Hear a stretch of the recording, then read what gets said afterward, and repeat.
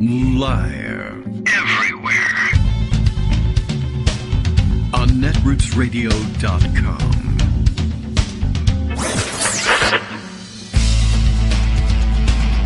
David Waldman. Kagro.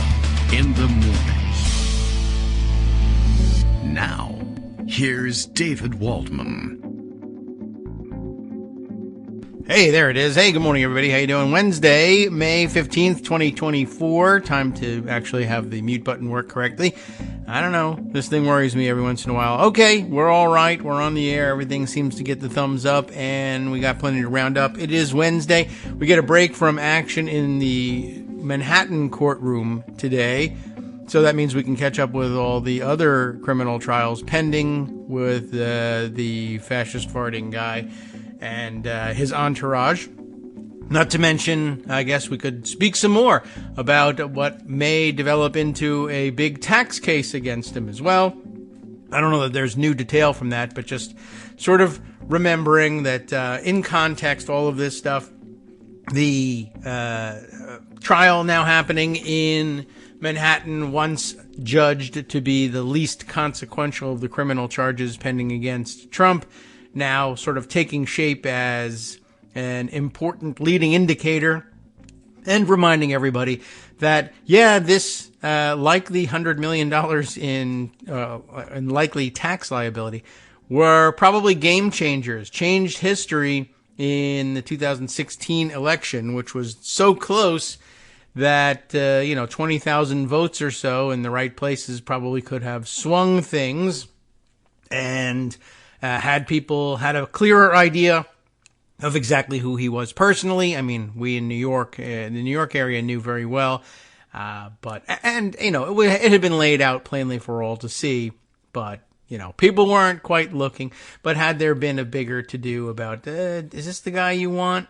Really? Are you sure about that? And then, of course, reminding everybody, he has cheated the country out of $100 million in taxes.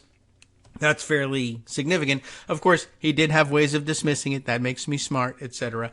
But just imagine had we changed course instead, and instead of dealing with him as a quasi-incumbent right now, well, we wouldn't have to be dealing with him at all. He probably wouldn't be. It's a rare thing to run, win the nomination, lose the election, and then show up as the nominee again, at least among the Republicans, with such a crowded field full of people who are willing to be candidates in a box. It's a difficult thing to pull off twice. Anyway, neither here nor there, as we have not found ourselves in that position. Instead, we find ourselves here. And as I said, lots to round up from the last couple of days. Some very interesting things making their way around the social media rounds. Speaking of the trial in New York, George Conway commenting on it in The Atlantic. He too, I'll save it for later, coming around though to the view that it isn't in fact a weak and or inconsequential case, or not the one that should go first, but in fact does a pretty good job at setting the stage for other trials to come. If they finally do arrive, that is. And I guess that's all dependent on the outcome of the election. But it does actually help. I don't know whether he makes this point or not, but it occurs to me that if they were to get all the way through this trial and get to a conviction and, get those headlines of, all right, Donald Trump is a convicted felon now, and we understand that you might think it frivolous to hang him up over charges that he tried to disguise payments to a mistress is one way you could look at it, but that's really more descriptive of Karen Dougal than what happened to Stormy Daniels. One, there's an important story to relay to people and revive. It would be remarkable for him to survive 2 rounds of having sparked Me Too type demonstrations. And 2, just sort of reminding everybody this is a terrible person. And, in fact, he's done some awful things which we used to think were fundamental flaws that would absolutely disqualify you in any sort of political contest, much less one for the presidency. And that might put a different color on judicial delays that push his trials past November. That may be an inevitability, but it will probably wake people up to the injustice of it all and the absurdity of heading to the polls without a conclusive answer about these things. And that would be very helpful. All right, let's see. Other things happening around the country and around the world that have grabbed attention, are creating headlines. Well, of course, we can wait for Greg Dworkin's version of that. And we don't have to wait because he knows that that's his verbal cue to bring in the raft of stories, and there are plenty of them. I'm trying to check up also on what Justice hints at in all of this in his thumbs up to tell us that the technology is up and working. But let's roll it over to Greg. Welcome him in. Good morning, Greg. How you doing? Hey, good morning. All right. So Michael Monday was pretty big. Yes, and it did stretch into Tuesday. And Michael Tuesday was important for a number of reasons, but I'm not going to start with that. I'm actually going to start with the fact that today is Wednesday. All right. Well, and you know what that means? That means yesterday was Tuesday, and right. Tuesday in America means that maybe in an even-numbered year, there's going to be primaries. That's true. It did happen. You correctly predicted this. It was on the schedule and all, but I mean, yes, given that we didn't predicted look the schedule or said study, that there was going to be primaries. Yeah, right. It's a good guess at this stage of the game, and you were right. Yeah, Trump hasn't won yet, and therefore we still have elections. All right. Oh, yeah, right. And people still voting for not Trump in the Republican primaries. Mm-hmm. Good. So, I came across, I didn't give you this as a list. I'll just summarize it. But there was an interesting piece by Josh Marshall, once again summarizing something we've said for a very, very long time. And that is that he says he's been watching elections for 25 some odd years. I've been watching them even longer than that. They're very odd years. And it's just so evident, whether you can prove it or not, but it's just so evident if you watch any election coverage at all. I've done that. Republicans always think they're going to win no matter how far behind they are. Yes. And Democrats always think they're going to lose. Unless they're absolutely crushing the opponent. It's just built into the DNA. And this obvious point that people are already aware of is brought up in the context of why political coverage in the newspapers and on cable TV is what it is. Okay. Because it reflects that. You can always find an unnamed Democrat who's tearing their hair out and saying, oh, my God, we're going to lose. Always. That's true. Yes, that is an easy thing to do. I wish that was my job. It's an easy thing to find. And so you put them on TV or you put them as background or whatever. Whereas you can always find a Republican that said, we are so confident of victory. We are down 15 points. Yeah, we got them right where we want them. That kind of thing. And just they write about him that way. Yeah. So Trump is inevitable because they project that deliberately. And Democrats are losing because unintentionally they project that. Yes. So just keep that in mind with all of your coverage. Okay. And then you actually go to the actual elections. All right. Some of those happen. Elections yesterday. I think the most important and most interesting was the Maryland primary. Yes. Okay. Where you may recall. I may. There was a Senate race between David Trone, who happens to be in Congress. Right. And Angela also Brooks. Yeah. Who's a local politician. Also. And if you go and look at the 538 averages, it's really interesting because the average said that Trone was slightly ahead, that he had been ahead the entire time. He was ahead by 10, 13, 15 points. And then he started doing worse. But he thought he was going to lose because a couple of days, yeah. And also Brooks had the big mo. And the final average in the 538 polls had Trone at 40.7. Okay. Also Brooks at 38.3. With a ton of undecideds. Yeah. 40-38. Okay. The actual results so far, and this is a topic of interest, with 66% of the votes in. We're going to talk about that. Okay. Why that is. But David Trone, who was polling average, was 40.7, comes in at 41.9. Okay. And you can say, oh, the polls did a good job with him. The polls did a good job with him. They did. But Angela also Brooks, who was at 38, comes in at 54. Oh, the polls did a bad job with her. They did a terrible job with her because they really had no idea what to do with the undecideds, and there was a ton of them. Yeah. Well, I mean, what else? What can you do with them? They didn't tell us. We didn't know. Right. So Jamie Dupre says the polls and the polling averages showed Trone leading this race for Senate, so the polls only missed the final tally by 15 points. Womp womp. How How much are the polls off in other close or not so close races? And that's why whenever you see a poll which is Trump is ahead 40-38, you go, yeah, whatever. Yeah. Well, I mean, Don't you even should pay do attention. that. What we actually do is go, yeah, whatever. Oh my God. If you're a Democrat. If you're a Republican, you're going to say, that's an insurmountable lead. Right. And they mean he's Because we winning were by gonna win anyway, but look at 480%. this. Yeah. Look at the size of those rallies. We are like, it's cooked. Right. Yeah. Yeah. It's baked, That's- baked in. That's about right. So, it's just, Oh my God. it's funny What's in that wrong? regard.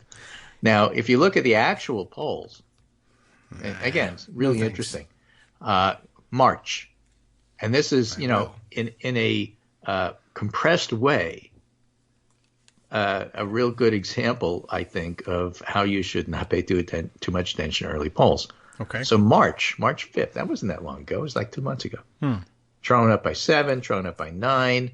April, that was only a month ago. Trone up by 19. What? Wow. And then the last two polls that come in May, which is when the election actually is, also Brooks up by 2 and also Brooks up by 5. So there was evidence of momentum. Well, yes. But in those late- polls, like late also momentum. Brooks up Holy by cow. 5, she's got 39 and Trone has 34. There's just so many undecideds. You can't look at that poll and come to any conclusion whatsoever. So it's not that you shouldn't pay any attention to the polls, just that, just to understand that people don't really start tuning in until the conventions. And the reason that that's not necessarily true in primary states, and you could see it all compressed, is that a competitive primary sort of forces you to pay attention. Yes. Now, here you have a guy, David Trone, who's not a terrible politician. I mean, it wouldn't be the worst thing in the world if he had won and he beats Larry Hogan. Yes. I mean, if he's so long as he beats him. As far as his politics go, they're not awful. He's a wine dad. He's a wine dad, but he's not a blue dog, Right.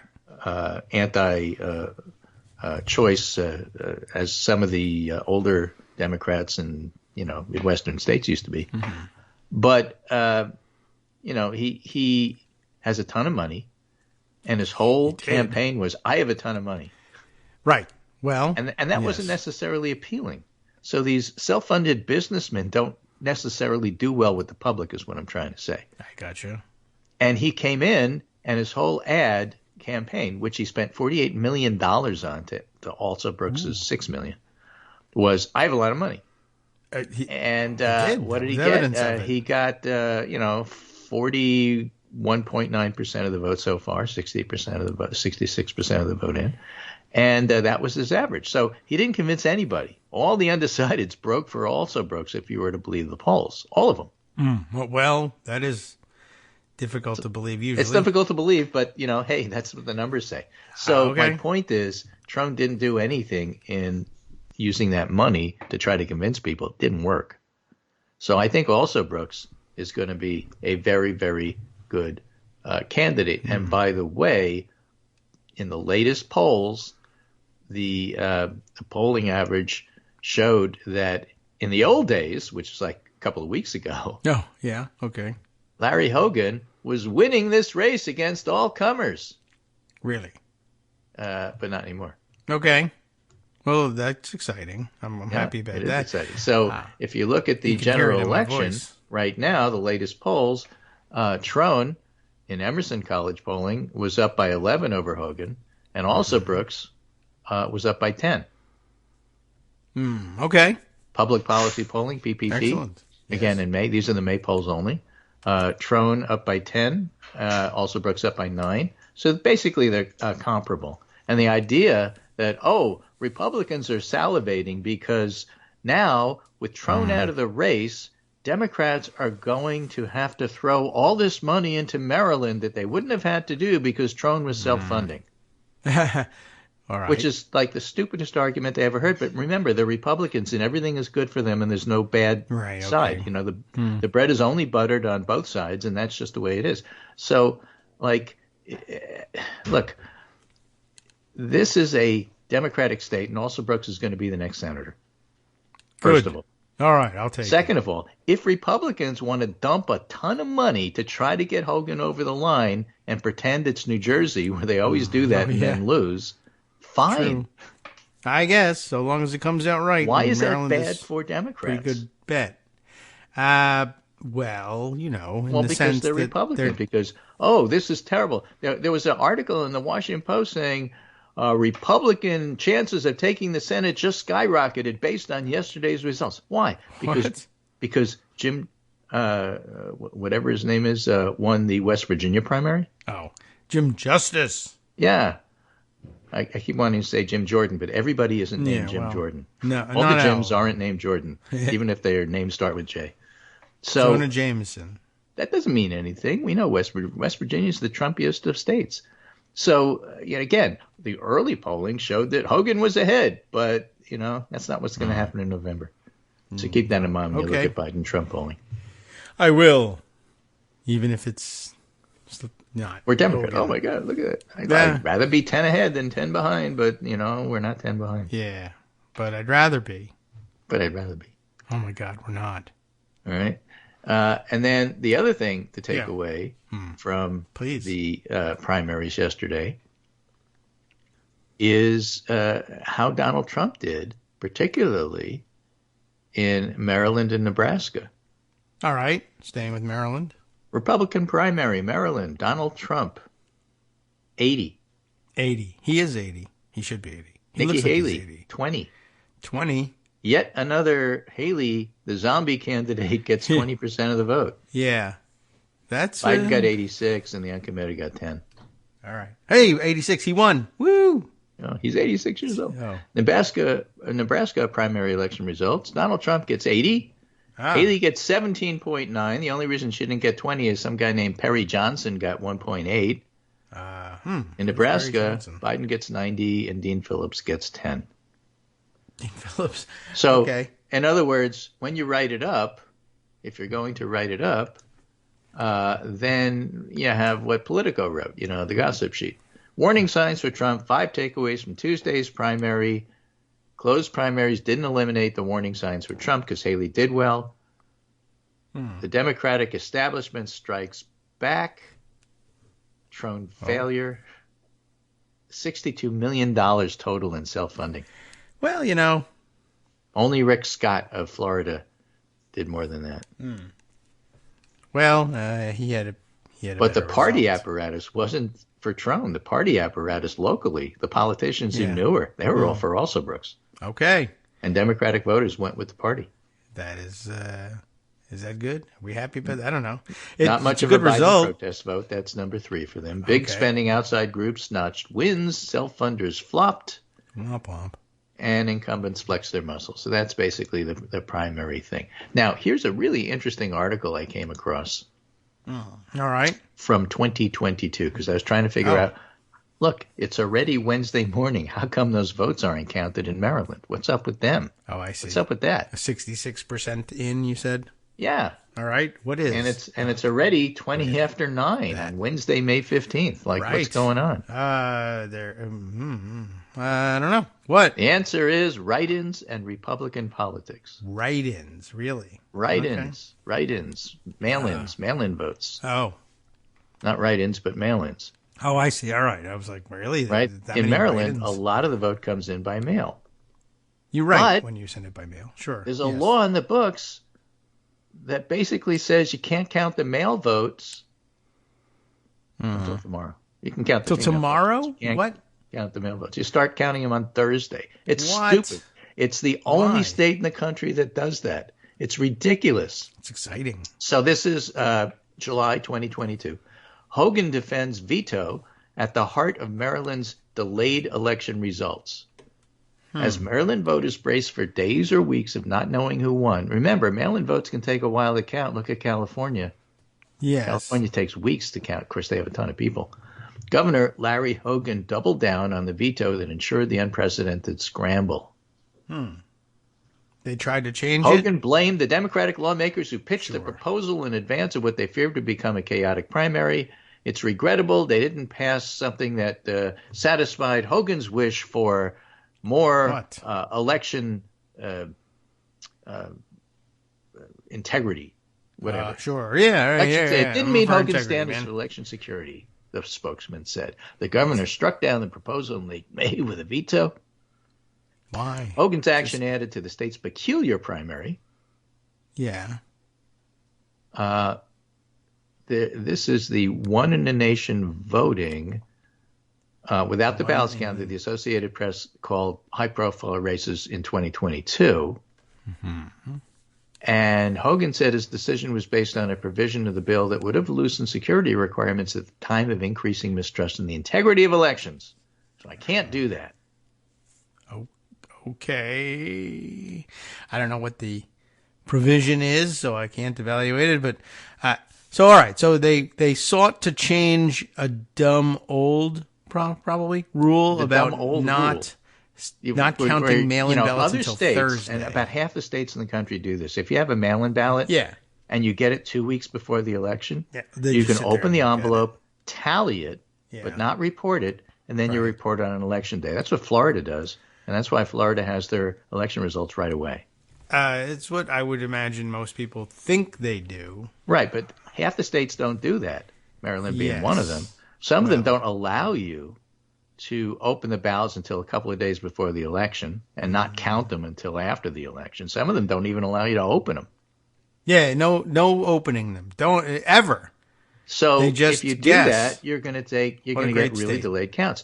Why can't you fix that? Democrats tried to do that in 2022, and Hogan vetoed the bill. Yes, that's the story. And so we're not going to find out what the rest of those ballots are going to look like, I don't think, until maybe Friday and beyond. I guess not. They should just why not do it? The legislation at issue let election workers count mail-in ballots early, easing a confluence of challenges rooted in the coronavirus pandemic, redistricting in Maryland's only in the nation law, forbidding their tabulation until the Thursday after Election Day. That is an odd, delay. Thursday. Yeah. Not even, that doesn't make sense. 2 days later. Not Wednesday. I don't know why they do that, but they not do Tuesday. that. And that being the case, that's why, only 60% of the vote is in. So, hey, also Brooks may have won by 21. We don't know yet. Well, yeah, I guess.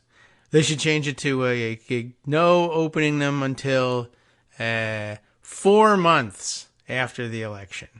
Just pick another day. All eyes on Maryland for another 4 months, everybody. Yeah, that's very odd. Thursday.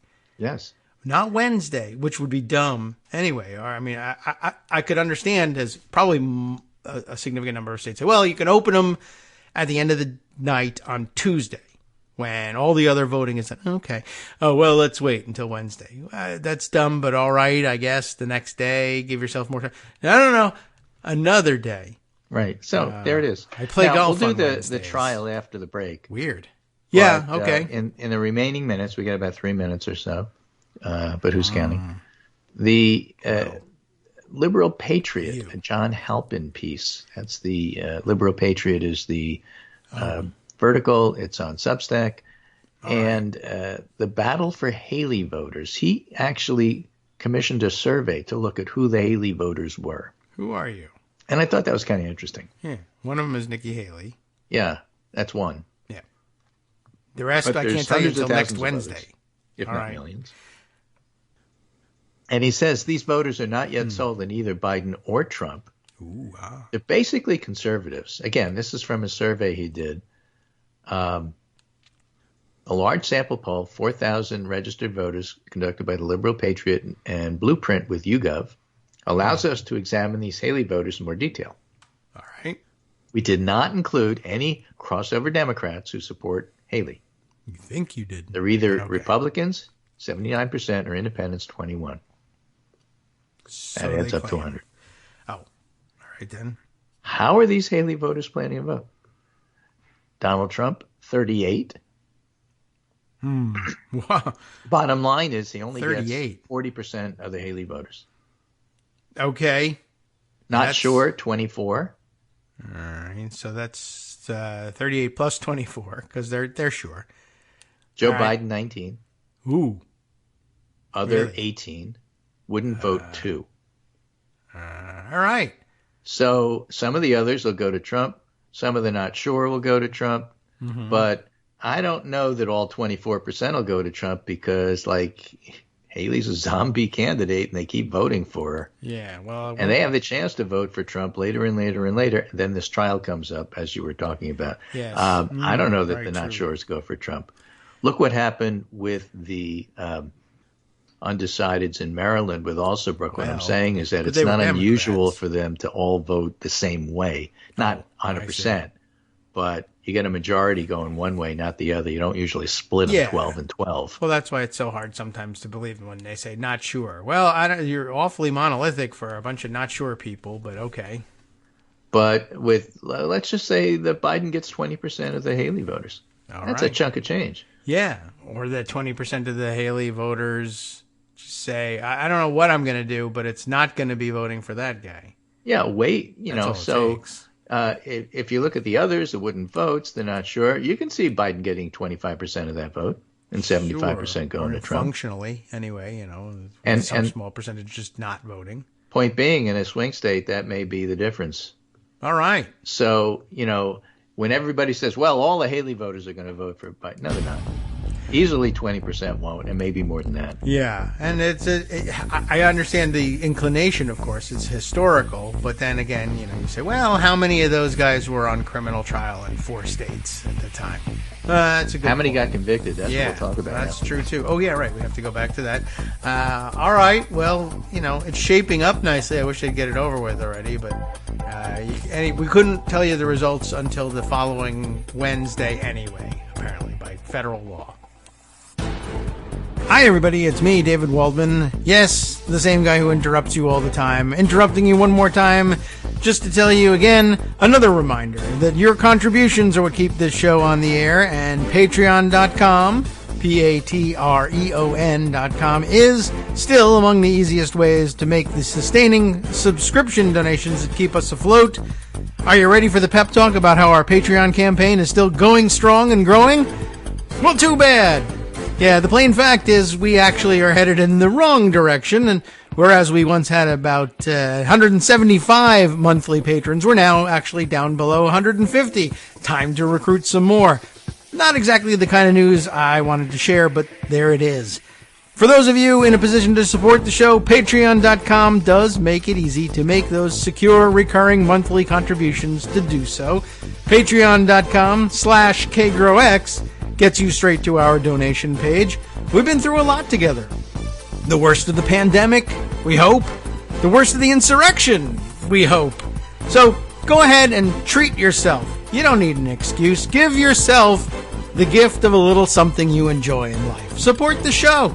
And of course, if you happen to prefer using PayPal or even the Square Cash app, we're up and running on those options too. So thanks again, everyone, for all your support. We couldn't, or at least shouldn't, do it without you. Hope you'll be on board soon too. Thanks for all your support.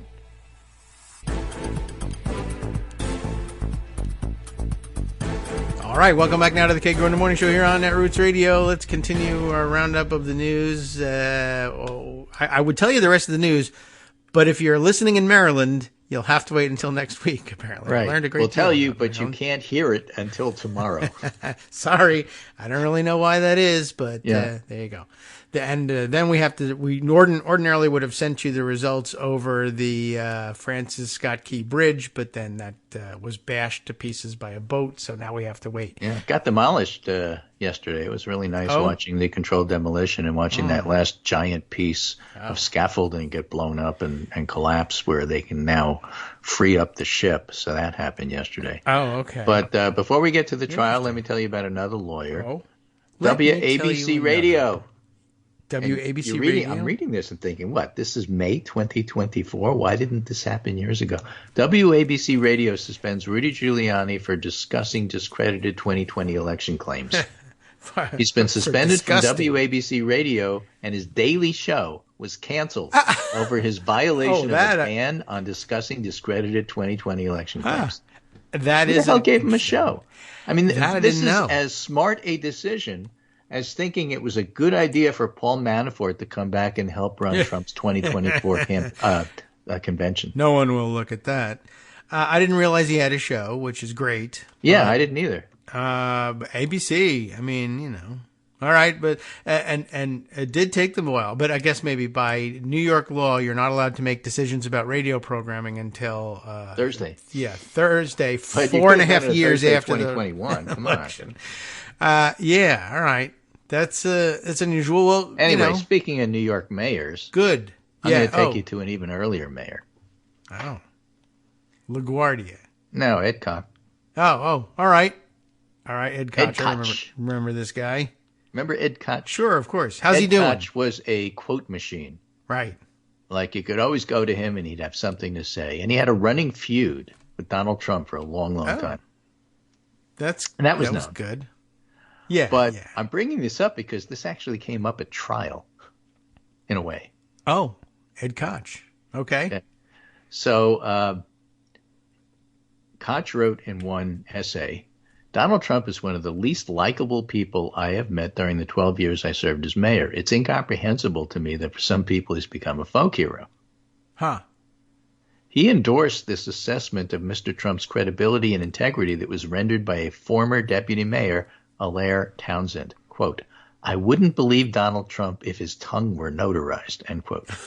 That is just a fantastic line, first of all. Weird. Yeah. And it is worth Some repeating kind of line. regardless of the context. But in this case, the context is that was on a Twitter feed of one of the potential jurors that was being looked at voir dire. No. Which is to say, for those of you like me who aren't lawyers and don't understand anything I say about lawyer stuff, that's the process by which you check things out before the trial.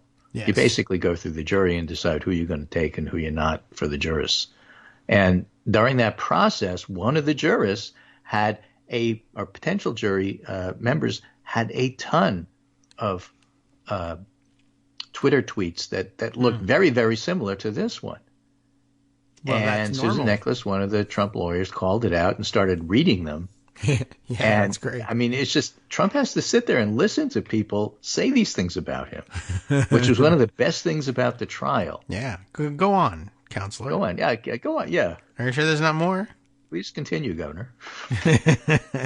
Did any of them say he was a total wretched a-hole? No? All right. Well, They I didn't remember call him someone on saying shits and that. pants, which is now, allowed to be said because that was just the That's trial. I'm just right. repeating what was said at the trial. Yeah. Okay. Okay. And I'll That's repeat a couple official. of other things that were said at the trial. Oh, no. But anyway, Yeah. so this is the background for all of this. And so then, we have the trial up to the point where it's now the star witness's turn. Michael And Cohen. Cohen comes Yes. in, and he's calm and he's collected. And He should run for the president. prosecutor started asking him questions about, so what happens? So he tells the whole story that the jury's already heard. Yeah. So it's been pre-corroborated. And he tells them about how it came to be that he was the person who was working on the Karen McDougal and, more importantly, the Stormy Daniels stuff. And that there was, 2 meetings that took place. One between him and Weisselberg, Alan Weisselberg, the CFO, and Trump at He Trump should Tower, FO. where Trump said, yeah, go ahead with the scheme. And another one in the Oval Office after Trump became president, where Trump approved everything Cohen was doing. And so basically he tells the jury he approved this. All right. Donald Cohen approved what I was doing. He did it twice. We have all the written documents. You won't find documents from Donald Cohen because, like a mob boss, he went out of his way to make sure that is you taking notes on a criminal conspiracy. He made sure he didn't. But I was there. He said that to me, and that's what happened. All right. That was pretty powerful evidence. And for the jury, they were riveted by the, 11, 22 plus 12 is 34 different counts of business fraud. Why that number? Because the way they arranged it Kept doing it.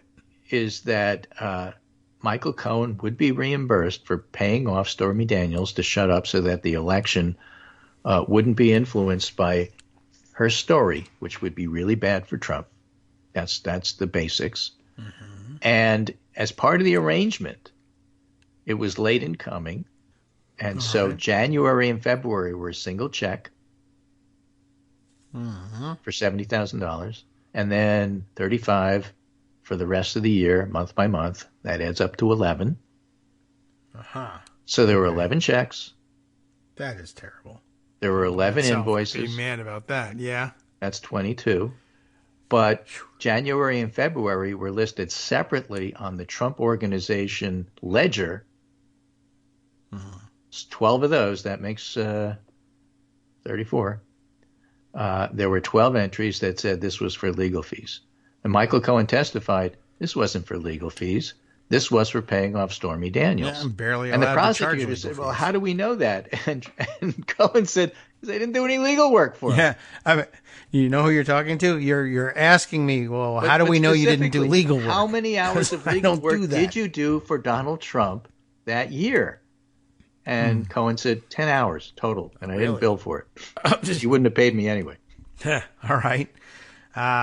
Because remember, if you go back to the very beginning of his testimony, Michael Cohen said, so how did it come to be, well, that you were hired and working for the Trump Organization? Well, I was very excited. You know, he was a big figure in New York, and I came in, and like my first or second day, I did stuff for him. Then I sent in a invoice for $100,000, and Weisselberg said to me, or somebody, McConney or Weisselberg, one of the numbers guys said to me, you want to get fired? So I was never paid for that. In other words, Michael Cohen said, that's just the way things worked over there. I see.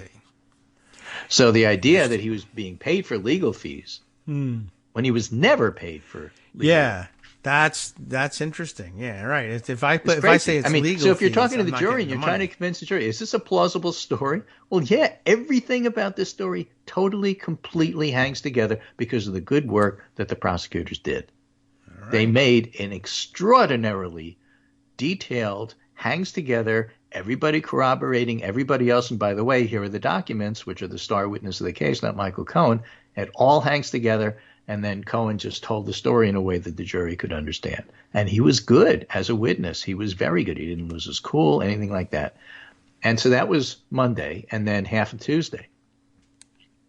And then, all the commentators on cable news, the talking heads is, well, just wait till the cross. Just wait till the cross. Okay, he looks good here, but wouldn't it only take one jurist to say, I don't know, this is not a strong case, and then it's a hung jury? Isn't that what they're aiming for with the defense? And we got to wait till cross. And I'm thinking, I'm listening to this, and I'm saying, in other words, what you're saying is that you think 11 people are already convinced he's guilty. Yeah, well, the only reason you are focusing on this one, you only need one juror, is because you don't have the other 11.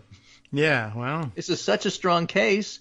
And you could see the talking heads, both on CNN and MSNBC, which I was flipping between, trying to stop themselves from saying, this is really a slam dunk case at this point. This is really way stronger than we thought, than anybody thought. Yeah, well, you'll turn it off if it's a slam dunk. Exactly. Yeah, so they start making close. the case. Both networks start making the case for the defense because they're trying to be both sides. Yeah, I guess. But that's not analysis. That's show business. Yeah. You may want to, I guess there's some sense in what you say.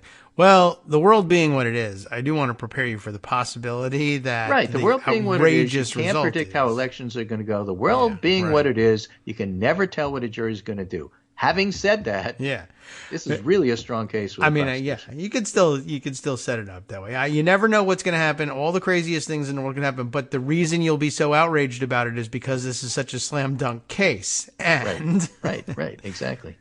All right. Well, so it's pretty amazing. So then the cross comes. Yeah. And let me just read from Josh Kavinsky from TPM, who I think summarizes it as well as anybody else. Okay. Trump defense attorney Todd Blanche spent. I gotta again presuppose. Okay. Remind people who Todd Blanche is. All right. Todd Blanche is the attorney who, and hour into the very beginning of the case, way back 3 weeks ago. Yeah.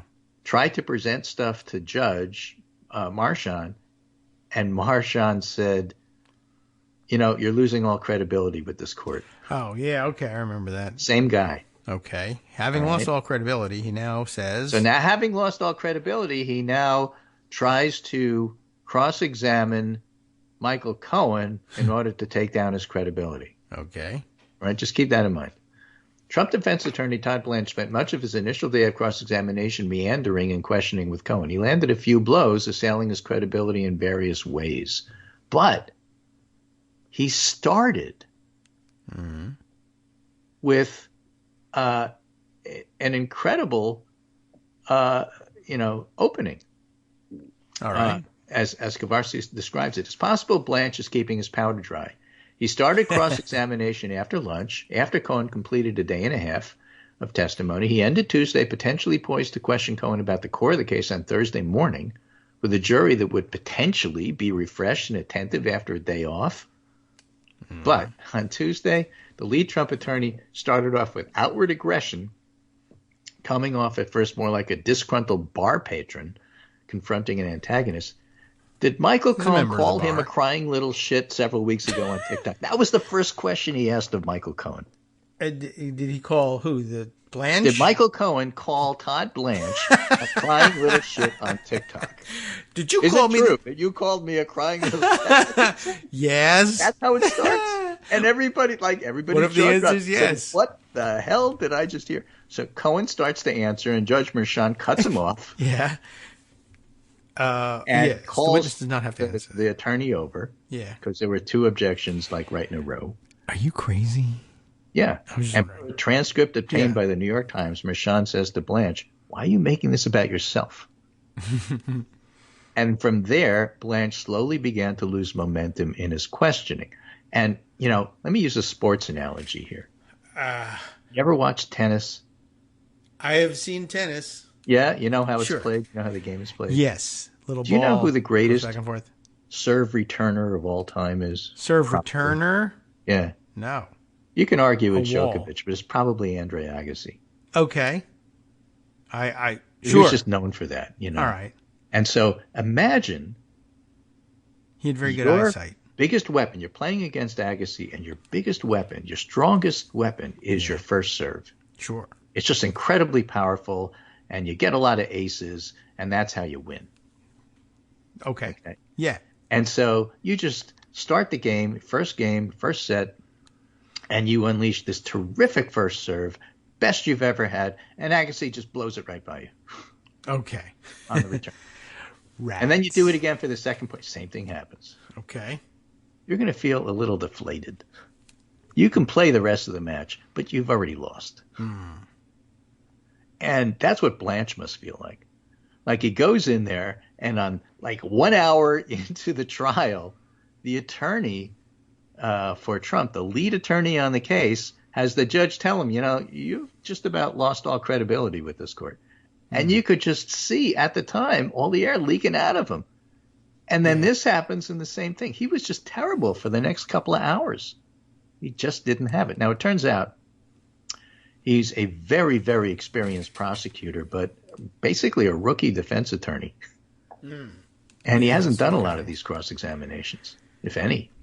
Well, you cross-examine as a prosecutor, too. Yeah, but it's not the same. No.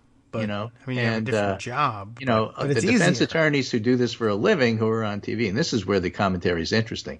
Not about, what the jury thinks, because they don't know.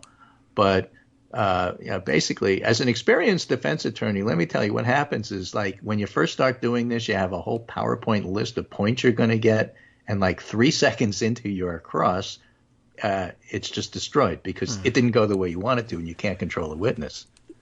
And as a defense attorney, have to plan for that. You learn to have a sketch in your mind of what you do, but then you're basically improvising for the whole, because you have to go with the flow. You have to go with what's being said. You have to adjust and so on and so forth. I see and what you mean. If you're not used to that, it's hard. And it's especially hard if you have, with Michael Cohen, a flawed witness. So many different things you can attack him, you got to plan out how you're going to do this. You don't start by saying, "Did you really call me a crying little shit on TikTok?" That. That's probably not your first question. No, never for anything. I say it's easier from the defense perspective to handle this only because the job is different. I mean, you very rarely achieve the job. It's not easy. Your win-loss record is going to be much better as a prosecutor, just the nature of trials. But just in terms of like, well, all I really have to do is plant the seed of doubt in order to have one of the rare wins as a defense attorney. So, I mean, logically speaking, the job is He's got to prove easier. his case. I don't. Practically speaking, it's always harder because you almost always lose. But, yeah, that's essentially it. And then if you get pushed off your game, there's a lot more latitude. As a prosecutor, if you don't hit every mark, you might lose the case. I mean, might, because sometimes juries just are like, I don't know, that guy looks guilty. So, you do have to adapt, but you have a wider field to run on, and it's amazing. And under no circumstances, defense, prosecution, rookie, doesn't matter. I'm sorry, your first question about cross-examination is not about your client, but about you. Yourself. What's wrong with you? Yeah. Again, this is a perfect Trump attorney who is being pushed by Trump to act like Trump would act. This is what I would do if I were up there. Yeah, I want you to do that. Although, honestly, I mean, that's the only thing that makes any sense. Right. Although it does, as I'm thinking about it, I'm like, wait a minute. Trump's instruction was to make something about someone else, but it was only to say, I want you to talk about how much you're like me. Well, I think what Trump told him is that Michael Cohen is a volatile person. He yells at people. He has a short fuse. Get in his face and try to rile him up, and he'll look bad for the jury. And instead, what happened is that the defense attorney looked really, really bad. He doesn't know how to rile somebody up, I guess, or not like Trump does. I mean, this is a guy, you can rile him up. He gets angry. He'll shout at you. I mean, did you shout at me? Yes. He got Cohen on a couple of minor points.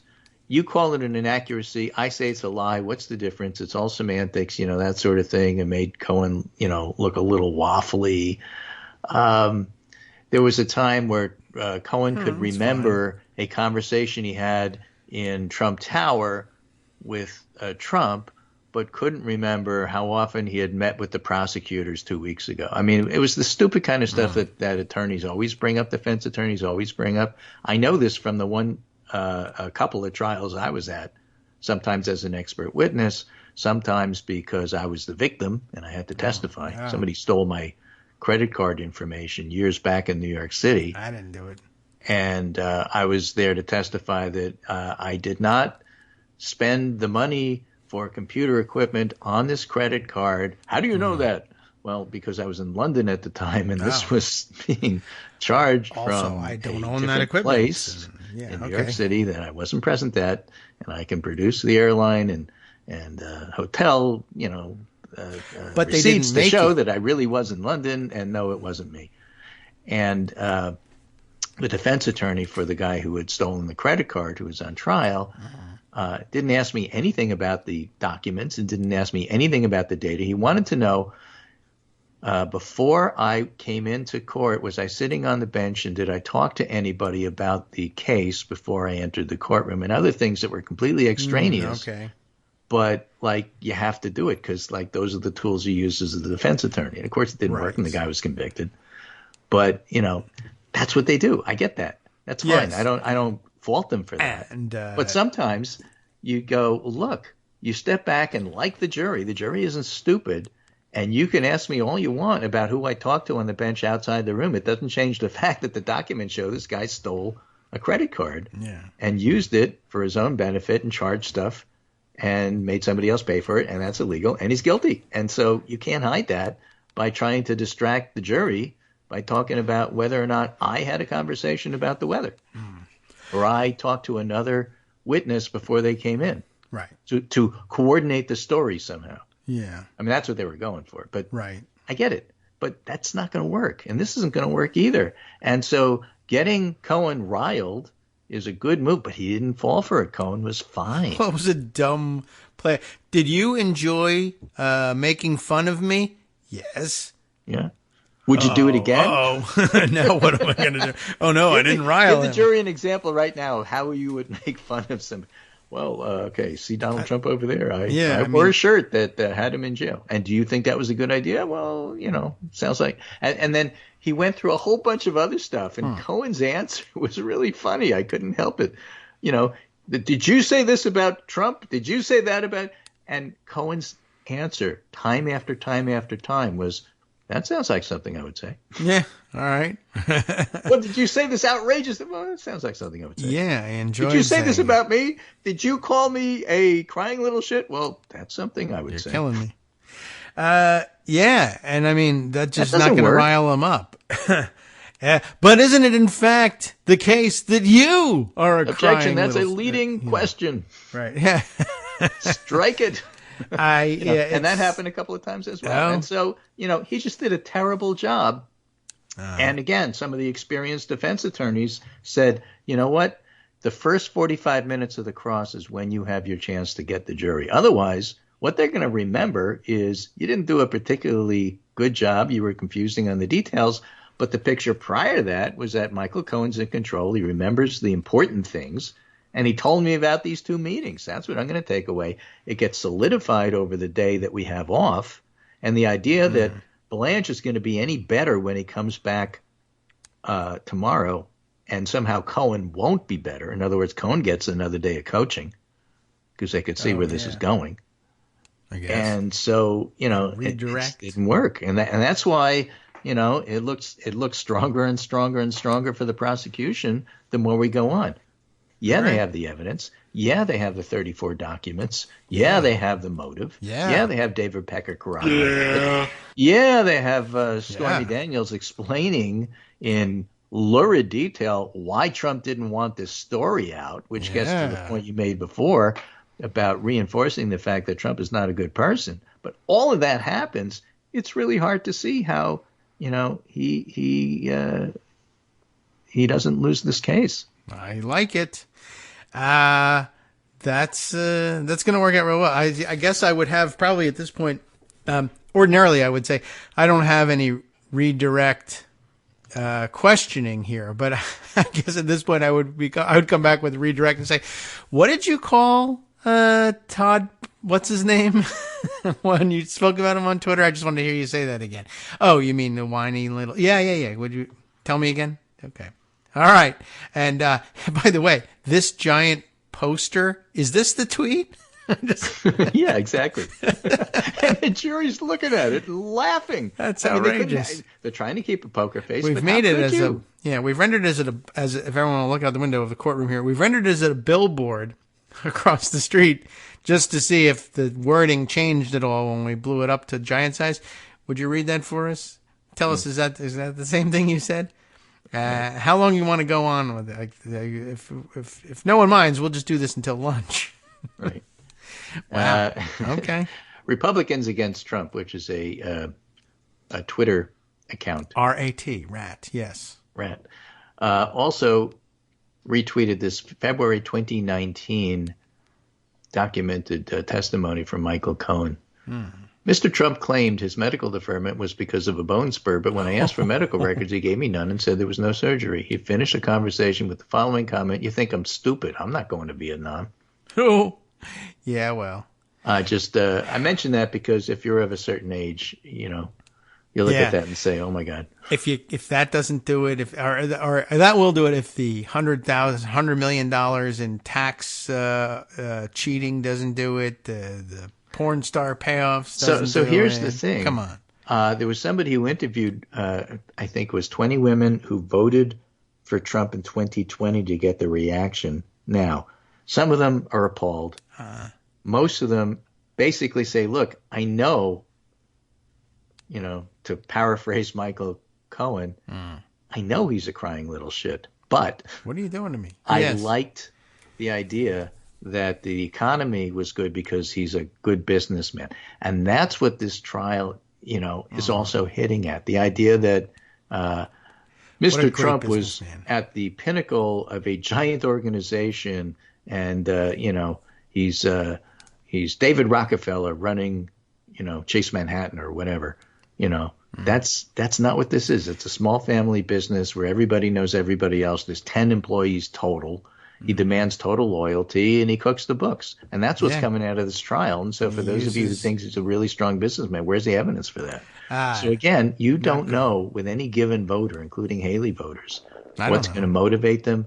But there's no way this is good for Trump. And so the idea that the Speaker of the House would show up at the trial and, try to, curry favor with Trump, it's obviously a quid pro quo for standing up for Mike Johnson with the motion to vacate. I mean, that's as clear as crystal. But it's unseemly and looks awful, and it looks awful for the Republican Party. So, if Trump goes down, he's taking the whole party with him, is what I'm saying. Awesome. It is clear as crystal. It's all there, black and white, clear as crystal. Absolutely true. You get nothing. You lose. Good day, sir. I certainly hope that's the end result. I love that one. That's a good one. It is clear as crystal, and it is all there in black and white. And I don't know why they kept so many records of this criminal conspiracy, but they did. Genius businessman that he is. And by the way, using the family business as a personal slush fund to pay off women that he has either, in some cases, like allegedly with McDougal, had an affair with. To be fair, he didn't do that molested. After he was president. He used his own personal checking account.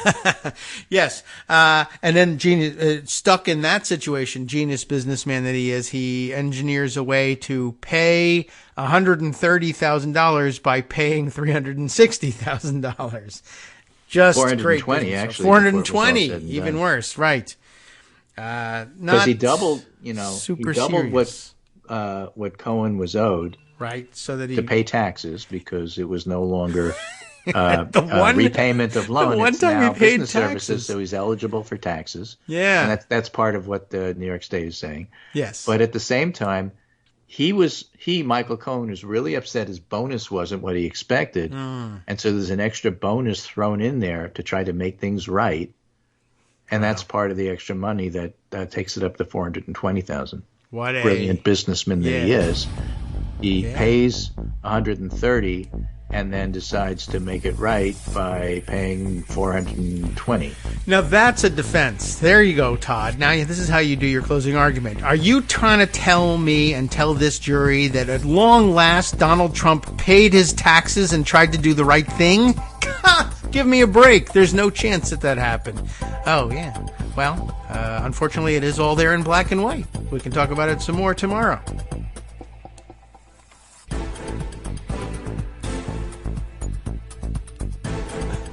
All right, welcome back now to the Kagro in the Morning Show here on Netroots Radio. All right, we got to use lots of sound effects. There were a lot of good ones. There were lots of things I wanted to do, but I didn't want to interrupt him too much with sound effects. But then that really long one from Willy Wonka. It was perfect, and I guess that's one way to get a word in edgewise, is you just play it right over it, Greg.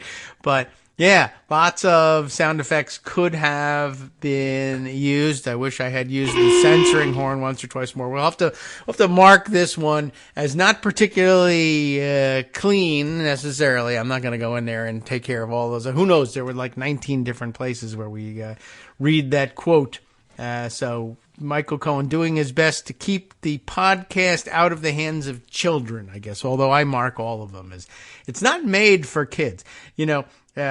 Each day I have to designate that on YouTube when we put the audio only of everything up on YouTube. They ask us to designate whether or not it's made for kids. And although I go out of my way to make sure that there's some sort of, usually hopefully a little more humorous bleep if we need to take care of a word or two for the kids.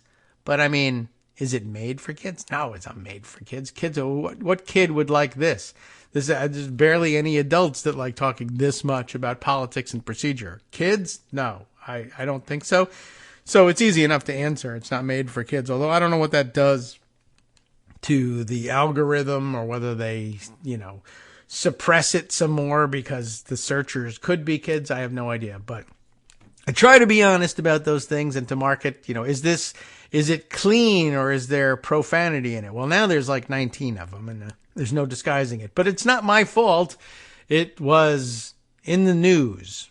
And so what can you do? Anyway, I told you at the outset of the show, there was about 15 things I wanted to read to you. And I don't know that I'm going to get to all of them, but I liked the article from George Conway in The Atlantic, which I'm going to have to read from the pocket version because The Atlantic, they like to get paid for their work. You know how it is. Though he wrote a piece called The New York Trump Case is Kind of Perfect, which is, I think, he's holding it out as a reversal of his earlier opinion. He was one of the legal eagles. That's a great term when you're not sure whether that person is really a legal authority or someone you should be listening to. You just say, well, they're a legal eagle. Like, that could be a good thing. It might just be a joke because it's a rhyme. But anyway, I guess George Conway kind of fits in there. He's allegedly got credentials. But on the other hand, at one point, he trusted and married Kellyanne Conway. And, although he's repented of that, that's still a fairly major mistake to make in terms of reading character. Anyway, the point is that since then, and since he's broken free, he's had a lot to say about Donald Trump, and it's good and cogent analysis. This is his reversal of his earlier thinking, not all that long ago, in fact. He says, I thought that the trial currently being held in the people of the state of New York versus Donald J. Trump, would be the last one that I'd want to see as the first one tried against the former president. You get it? It seemed the least serious of the cases against him. That's fair. Here's a man who tried to overthrow American democracy. That would be number one in the importance of the trials. Tried to overthrow American democracy by launching a coup to stay in power. Trial number one, perhaps. A man who allegedly stole dozens of boxes of classified national security documents from the White House, some containing secrets about other countries' nuclear weapons capabilities, then lied about the documents and concealed them and obstructed a federal investigation about them. That might be trial number one as well. But a close call as between which of those two George Conway thought was the most important and therefore should go first. But he goes on to say, I thought I would have strongly preferred the cases about those matters to have gone first, particularly the secret documents case, which I guess he would make number one, which substantively would be a lock were it not for the judge overseeing it. That is a major problem. But I feel the need to admit error. Good. The truth is, I've come around to the view that the people versus Trump is, in at least some ways, the perfect case to put Trump in the dock for the first time. And I hope, but we'll see, perhaps in prison. Because this case really captures Donald Trump, and I really hope they do capture him after the trial and put him in jail. It really captures Donald Trump. The legal commentariat, that's him, in fact, have been engaged in an odd debate about what to call it. We've gone over this, right? Is it the Stormy Daniels case? Is it the hush money case? The porn star hush money case? Personally, that's always been my favorite, he says, and I think it sounds even better in German, which it probably does, and I don't speak German, but if we put it together slowly, you know how basically all they're doing is they're taking what we would say as 5 different words in English and smashing them all together into one German word. Pornostar, right? Pornostar, that's easy enough to understand. Schweigegeld, okay, that's money, right? Pornostar Schweigegeld-Rechtsfall. I'm guessing. Rechtsfall? All right, that's my best guess. Pornostar Schweigegeld-Rechtsfall. Okay. Anyway, that's not the real point. The more to the point, the more legally precise would like it to be known as the New York business records falsification case, because that's what the New York Penal Code says it is. And some high-minded people I know prefer the New York election interference prosecution, because it involves the concealment of a matter that might well have affected the outcome of the 2016 presidential race. True. All those locutions work. I love it, locutions. But what the case is really about is Trump's modus operandi, M.O., as we say for short. Lying. He's the Matryoshka doll of mendacity. He lies, usually lies some more, and then often lies about the lies that he's previously told. He's told at least 30,573 lies while president, by the Washington Post's count. He lies almost whenever he opens his mouth, even when truth would better serve him. To be sure, his other criminal cases involve lies about the 2016 election, lies about the 2020 election as well, lies about the military secrets he stole. But the alleged lies in The People versus Donald Trump strike at the core of his moral putrescence, and Trump knows it. There are lies allegedly meant to cover up. They are lies allegedly meant to cover up a tawdry man's tawdry behavior. The case truly embodies Donald Trump, and for that reason, I think it deeply disturbs him. That's what stood out to me last Thursday as I sat in court watching the second day of the cross-examination of the prosecution's witness, Stormy Daniels, who had taken the stand to testify that she'd met the defendant at a celebrity golf tournament on the South Shore of Lake Tahoe in 2006, that he invited her to his room at Harrah's Hotel and Casino there, ostensibly as a prelude to dinner, and that she, rather unenthusiastically, acceded to his advance, that they then, rather briefly, had sex, and that then, 10 years later, days before the defendant won the 2016 presidential election, she was paid off by the defendant's fixer and lawyer, Michael Cohen, to keep her mouth shut about it all. Trump, of course, still denies having had sex with Daniels, and he also denies having falsified records in an effort to suppress reports of the liaison. Strictly speaking, Daniels' testimony wasn't necessary, particularly the details about the sex. The case is about whether Trump caused the falsification of business records at his business and whether that falsification was intended to cover up another crime, among other offenses, violations of the Federal Election Campaign Act. Daniels has absolutely nothing to say about the Trump Organization's business records, and the fact that she was ultimately paid the hush money isn't in dispute. The sex strictly doesn't matter. If Daniels and Trump didn't have sex, as Trump maintains, but the facts alleged by the New York County District Attorney's Office were otherwise the same and proved, Trump could still be found guilty of a Class E felony under New York penal law.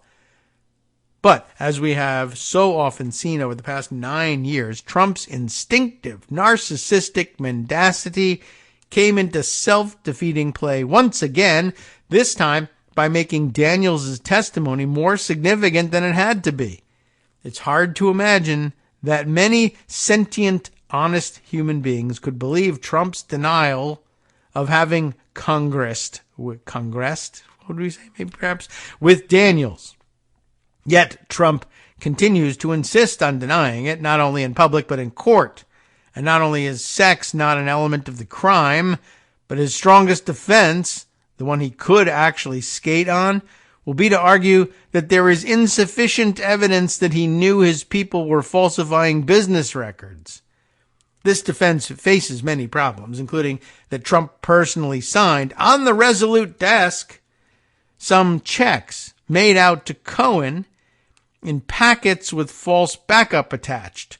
Still, Trump would have been best off having his lawyers focus their efforts on the question of his knowledge and intent regarding the payments. As usual, though, this defendant just couldn't help himself. The prosecution was entitled to put on evidence of the sex to establish Trump's motive for the payoff and cover-up.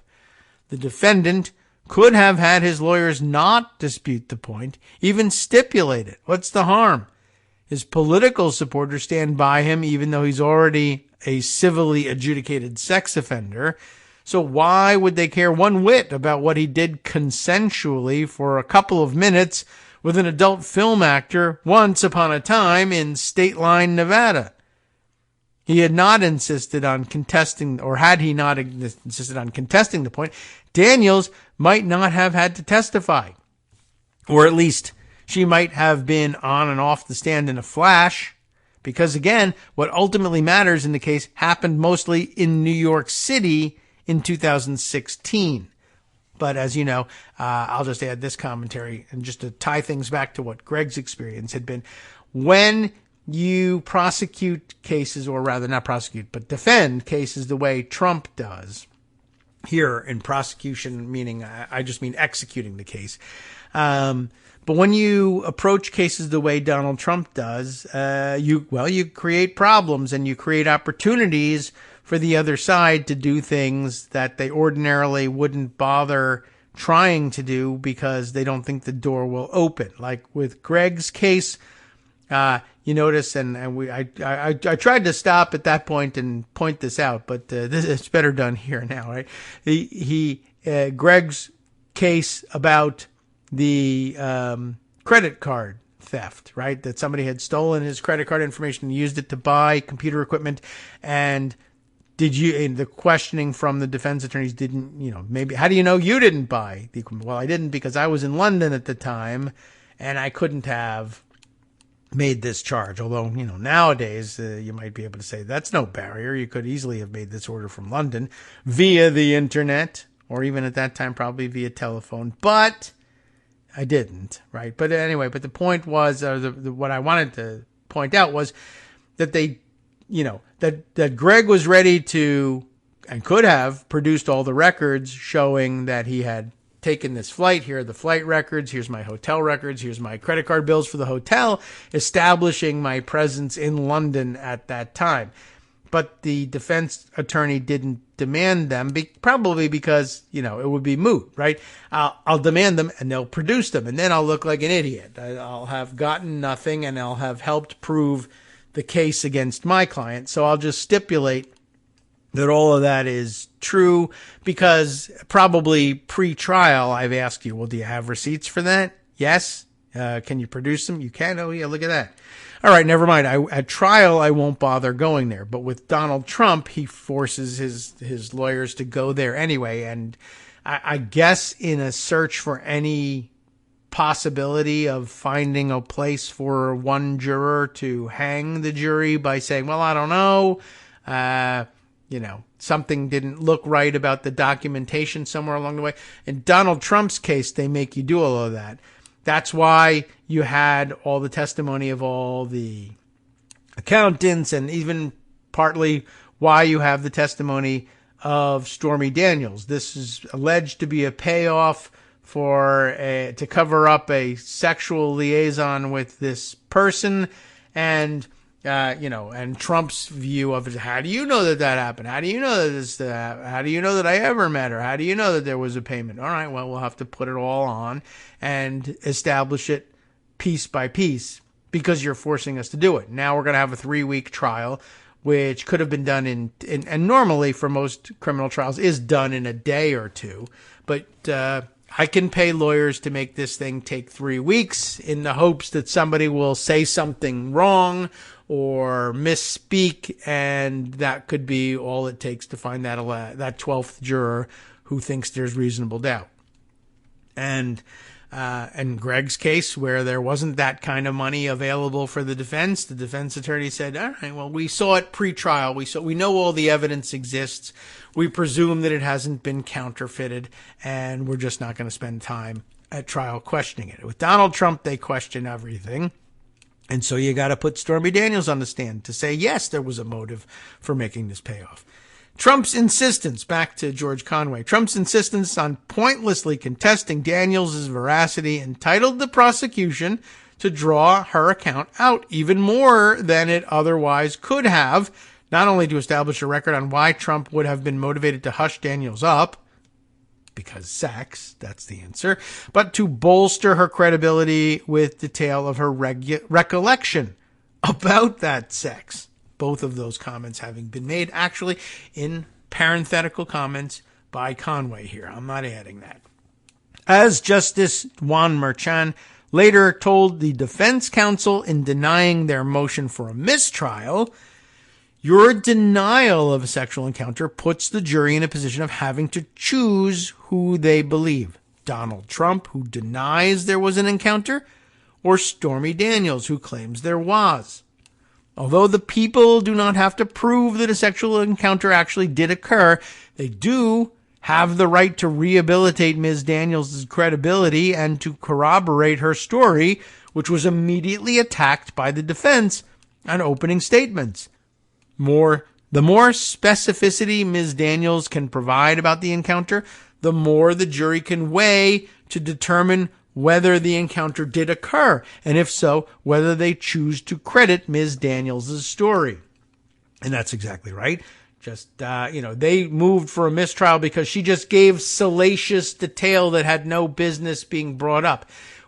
Well, you asked for it by denying the encounter. And now, in order to make sure that the jury believes that there was an encounter, they've asked her, provide us the sort of detail that the jury would be, let's say, likely to walk away from and say, yeah, that probably really did happen. Now, if her testimony is, and then we brought in 3 donkeys and a trapeze, wow, really? I mean, actually, that for Donald Trump, that might actually make you think, well, who would add the 3rd donkey? Or the trapeze, for that matter. That had to have happened. But she described rather mundane sex, as it turns out, and people probably said, yeah, that actually is what I could believe about the then 60-year-old Donald Trump, or however old he was at the time. And, this actually sounds realistic and makes me think this really did happen, which makes me believe that she's been telling the truth, which makes me believe that Donald Trump is lying about this, which makes me consider the evidence in this case in a different light. That was their mistake. So no, there's not going to be a mistrial just because salacious detail was offered. You forced her to offer salacious detail to prove that it was more likely than not that she was telling the truth about this stuff. Anyway, back to the article. The result, thanks to the defendant, was the introduction of more evidence that made him look like a duplicitous clod. There were limits, to be sure. Merchan warned the prosecutors before Daniels took the stand that we don't need to know the details of the intercourse. The universe thanks you, Your Honor, it says here. Accordingly, and in contrast with how some characterized it, Daniels' testimony wound up not being very graphic, per se. As the prosecution later pointed out in court, there was not a lot of detail elicited about the actual sexual encounter, which was the subject of only a handful of questions put to the witness. Not just that, but the judge also sustained objections or struck testimony on what position Daniels and the defendant were in, whether she touched his skin, and how Daniels, as they coupled, was staring at the ceiling, trying to think about anything other than what was happening there. In the end, the only somewhat lurid detail about the sex that actually got into the record was that the former president, in contrast with the performers at her prophylactic mandatory then-employer Wicked Pictures, didn't wear a condom, which concerned her. And that small factoid got in solely because the defense counsel inexplicably failed to object, like they were asleep or something, like the defendant was. The judge later observed, for the life of me, I don't know why the defense counsel, Susan Necklace, apparently that's how she pronounces that crazy last name, didn't object. She had just made about 10 objections, most of which were sustained. Why on earth wouldn't she object to the mention of a condom? I don't understand, but it's not the judge's business to make that objection.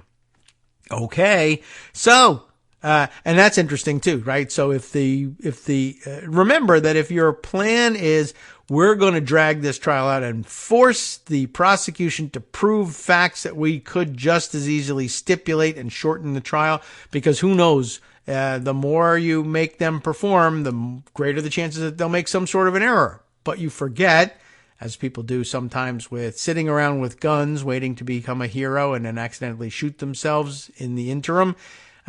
There's every chance that the longer the trial goes on and the more interaction there is with witnesses, that the defense will make a mistake. And lo, they have, and made plenty of them. So, back to George Conway. The testimony wasn't all that sexy in the literal sense. And still, because of the defendant's denial of what happened that night at Harrah's Lake Tahoe, not a Trump hotel, but Harrah's Lake Tahoe, the testimony ended up being deeply embarrassing to Trump. To bolster Daniels' credibility, the prosecution's questioning went into great detail about what led up to the fleeting fornication.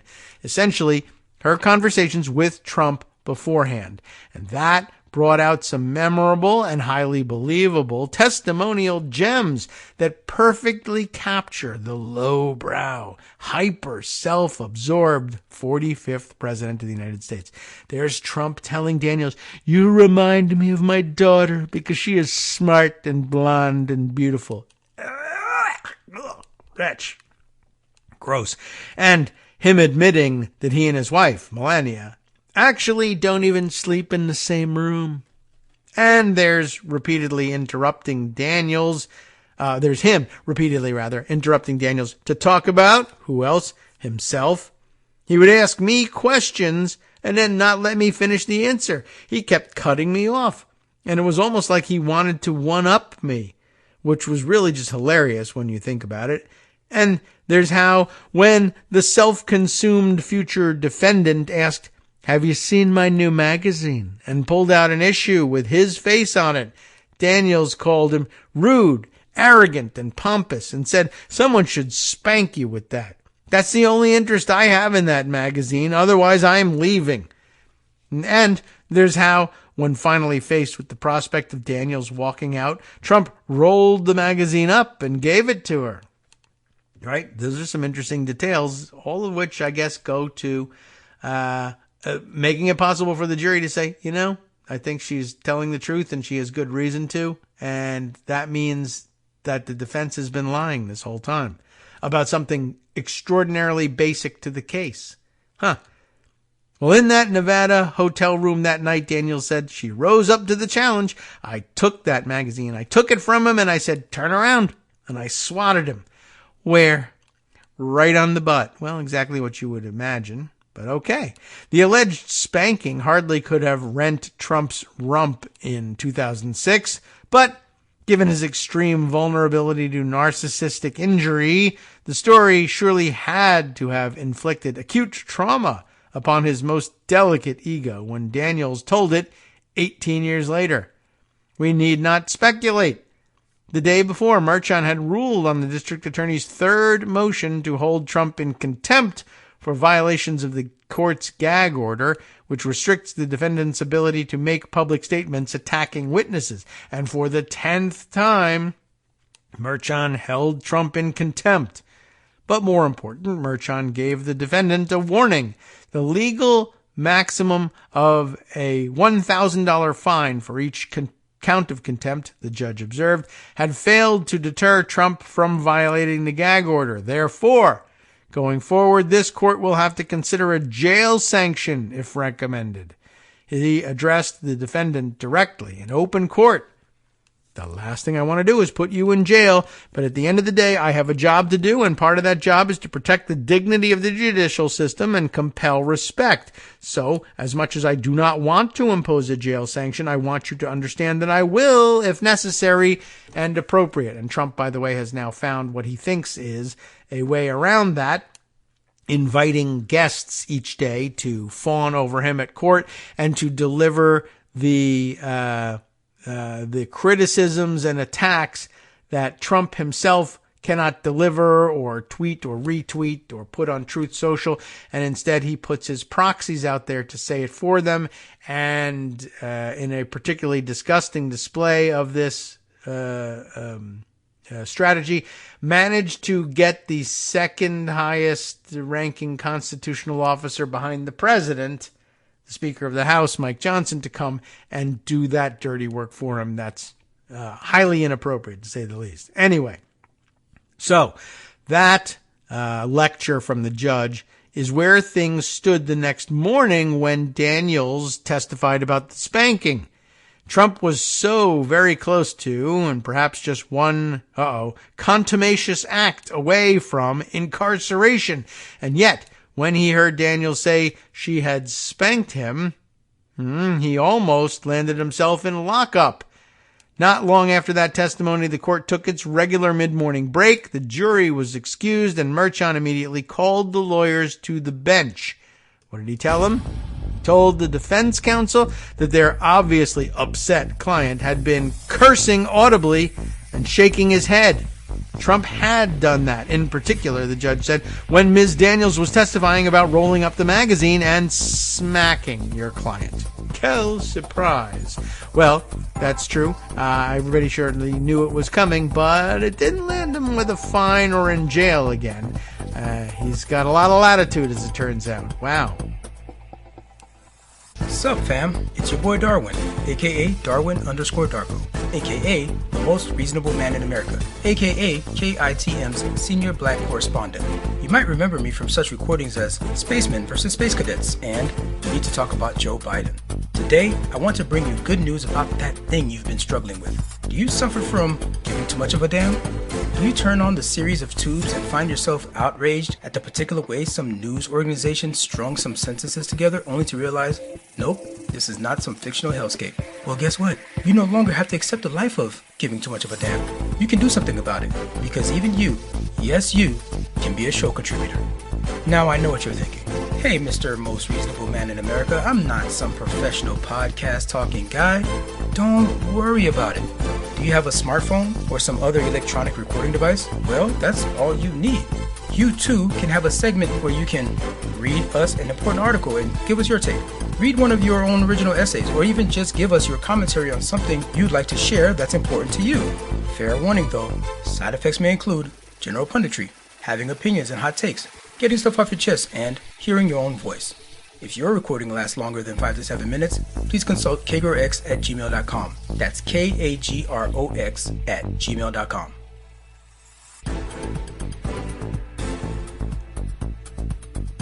All right, welcome back now to the Kagro in the Morning Show here on Netroots Radio. We got one more segment left, and we're still in the middle of this thing. Well, we're getting towards the end, and I think, and we ought to move on with it, but it's good commentary on what's going on here.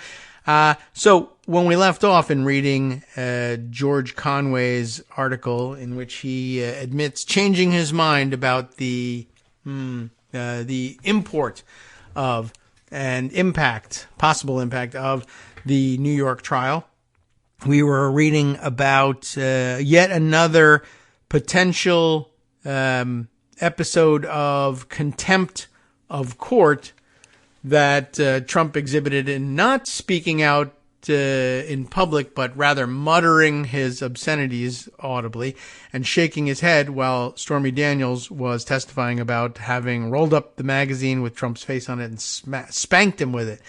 Well, this idea of shaking his head and cursing audibly, that's contemptuous, said an angry Justice Merchant. It has the potential to intimidate the witness. Even without a gag order and 10 prior violations of it, swearing at a prosecution witness is the kind of conduct that before some judges could quickly land a defendant in jail. Merchant commanded, "You need to speak to him. I won't tolerate that." And so the lawyers remonstrated with their client. Did we say it like demonstrated? Remonstrated with their client during the break. Remonstrated? Would the British say it that way? Someone tell me. Anyway, it was all a bit reminiscent of a moment in the second E. Jean Carroll defamation trial when, within earshot of the jury, Trump had muttered that the trial was a witch hunt and a con job. The presiding federal district judge, Lewis Kaplan, remember, threatened to eject Trump from the courtroom. "I would love it. I would love it," Trump responded, to which Judge Kaplan replied, "You just can't control yourself in this circumstance, apparently." In Merchan's courtroom last week, whether Trump could control himself had once again become the question, and once again a judge gave him a break.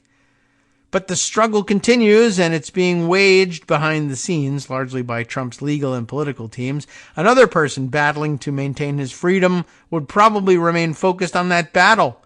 But Trump remains distracted by his petty obsessions and resentments, including of some of the faces he sees in the gallery. A couple of weeks ago, he glared at me. I had smiled at him. He didn't like that. He also seems to have a particular distaste for the MSNBC host Lawrence O'Donnell. But also, by the way, looming in the back of his head is, I think I can get myself out of all of this by winning the election or just stealing it, taking power in some way. Trump's many grievances pose a problem for him. As Jonathan Swan and Maggie Haberman of the New York Times reported last week, people close to Mr. Trump have worried about whether long days in the courtroom have had an effect on his mental state. Not much. I mean, he doesn't have much of a mental state. The care and feeding of a narcissistic sociopath, see my exposition on that subject 5 years ago, here in the Atlantic, and it's linked, and keeping him on a relatively emotional keel is difficult and sometimes impossible, even on a good day, and so Trump's team has resorted to extraordinary measures to soothe him during his trial. A key player in the current effort is apparently that young aide named Natalie Harp. Her job, no joke, this was in the Times, is to schlep around a portable printer so that she can quickly provide Mr. Trump with hard copies of mood-boosting news articles and social media posts by people praising him. Last Thursday, after Daniels' testimony, Team Trump apparently found another use for this device. During the lunch break, Trump posted on his Truth Social account pictures of me, George Conway, from election night in 2016. Alas, in one of the shots I was, confessedly, rather inebriated. I had tears of joy in my eyes and was wearing a Make America Great Again hat and was hugging my then wife, the campaign manager, whose remarkable talents had astoundingly just elected a buffoon. Mr. Kellyanne Conway celebrating my victory in 2016, Trump's post read. Yes, Donald, supporting you was indeed a low moment in my life. Damn, you sure know how to hurt a guy. Now, I mention this not just because it is insane, hilarious, and involves me, but also because it makes my point about Trump being his own worst enemy. His uncontrollable pique at his plight, a plight caused by his own poor choices, leads him to make even more poor choices, and here to impose those choices upon not just his political aides, but his lawyers to boot, which brings us back to Daniels on the stand. When prosecutors completed their direct examination of her on Tuesday afternoon, the cross-examination by Trump's most competent lawyer, Susan Necheles, began. A Yale Law School graduate, she's the one member of Trump's current legal team who appears to be universally respected, not so much anymore, and with good reason. By all accounts, and from my own limited observation, she is extremely smart, highly experienced, and an excellent cross-examiner. As a woman, moreover, she was the obvious choice to be the one who cross-examined Daniels before a jury. Necheles started doing a disciplined and seemingly effective job of that on Tuesday afternoon, but she didn't finish the examination because it was too late in the day. Court adjourned. The next day was Wednesday, a day off from the trial, the day each week that Merchan handles his other cases and also apparently does some community service. Normally, when even a small hiatus like that occurs during a witness's cross-examination, that's a very good thing for the cross-examining side and a very bad thing for the witness. The cross-examiner gets the chance to go back through the transcript of the witness's direct testimony, tighten her lines of cross, focus them on the most important points elicited by the other side, and otherwise sharpen her knives. But that didn't happen here. When Thursday's proceedings began, but before the witness returned to the stand, you could see the dynamic. Trump, sitting at counsel table next to poor Necheles, was talking animatedly into her ear at length. Watching this, I imagined that the defendant had spent the day off stewing about the spanking. It couldn't have been much fun for his lawyers, and the result wasn't good for the defense. Necheles's resumed cross-examination was bad. Not because Necheles is a bad examiner, but because the examination, for a reason we can all take an educated guess about, became overlong and overdone. It became too argumentative, too focused on badgering the witness and on attacking trivial aspects of her account. At one point, Nicholas absurdly engaged in cross-examining Daniels on the geography of the state line Nevada, South Lake Tahoe, California conturbation. I didn't even realize there was one, but okay. And the idea apparently being to challenge Daniels on whether she had actually taken a cab around town instead of walking in her high heels. Well, that would have done it, right? The cross also forayed into archaic, even nonsensical slut-shaming. Sure, the witness made a living engaging in sex on camera for money, but does that really mean she shouldn't have been horrified to see Donald Trump suddenly take off his clothes? And was there any logic at all in seemingly trying to show that the sex the defense said didn't occur was consensual because Daniels wanted it? The defense's cross-examination made Daniels appear more sympathetic than any prosecutor's direct questioning ever could. I mean, all of that is just a stupid line of questioning. Well, why were you so horrified in seeing a naked Donald Trump? Don't you have sex on camera for money all the time? Yes, but what you've just said is a naked Donald Trump. That doesn't happen on camera. That's not who I'm having sex with on camera. By the way, most of the people that they have sex with on camera are probably in very good shape for the reason being that they have sex on camera a lot and they want people not to vomit when they watch the production. Donald Trump naked? Well, we don't do that. Not that often. I guess there's probably, a segment out there that prefers that, but we don't do fetish films, apparently. I don't know.